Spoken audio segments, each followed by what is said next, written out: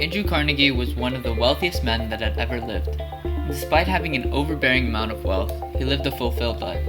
Building an enormous wealth through smart investments and rewarding risks, he used that wealth to give back to the society, helping it grow further and working towards world peace. Andrew Carnegie started from very, very humble beginnings.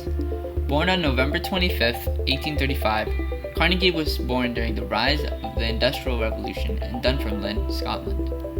Why is this important? His father was a weaver and was losing job opportunities due to the rising industrialist factories. After failing to reform the government through the Chartist movement, the Carnegie family left Dunfermline to immigrate to the USA. They ended up in Allegheny, Pennsylvania, a suburb of Pittsburgh, where the situation was not much better than in Europe. Even in his early age, Andrew learned what it truly meant to be poor, to know what it's like to beg for work, to beg for a chance at being fed. However, the opportunities in America were far more abundant than in his hometown.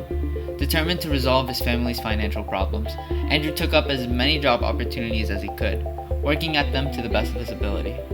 His most prominent duty being a messenger for a telegraph office, and going so far as to memorize each street and each name and address of each important person he delivered to. His relentlessness would soon pay off.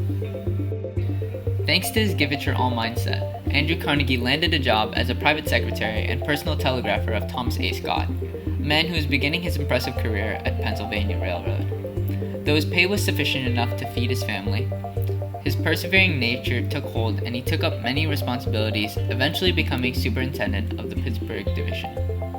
While working at the Pennsylvania Railroad, Carnegie invested in various rising products. His first investment being the idea of sleeping cars on railways when confronted by Theodore Woodruff in 1856. Though the idea may have been obvious by today's standards, the idea came from somewhere, and Carnegie was there to profit off of the success. Along with train cars that allow you to sleep, Carnegie noticed the value of oil wells and immediately invested in them in 1861. Once the country began to calm down from the Civil War, Carnegie saw the immense potential in the iron industry, going so far as to resign from his position at the Pennsylvania Railroad and invest in them completely. His investment in iron didn't take him everywhere. Steel production soon overcame iron, and Carnegie adapted just as quickly, if not quicker. Using a new steel refining process made by Thomas Bessemer, Carnegie created his first company with his name on it, Carnegie Steel Corporation. The Bessemer process allowed Carnegie to refine loads of iron into flexible steel, giving him a fortune on top of what he already owned. Despite being able to shut down any future competitors, Carnegie wanted to spend more time with his family, eventually selling his company to a quote-unquote rival for $480 million and personally taking $250 million. This personal gain of money today would be equivalent to around $4.5 billion. With his enormous wealth, Carnegie was the richest man in the world at around 1901. The legacy of Andrew Carnegie can be felt everywhere, not only through the many organizations he founded, but also through his kindness. Coming from a life of devastating poverty, Carnegie swore very early in his entrepreneurial career, at age 35, to give away his immense wealth to help those in need.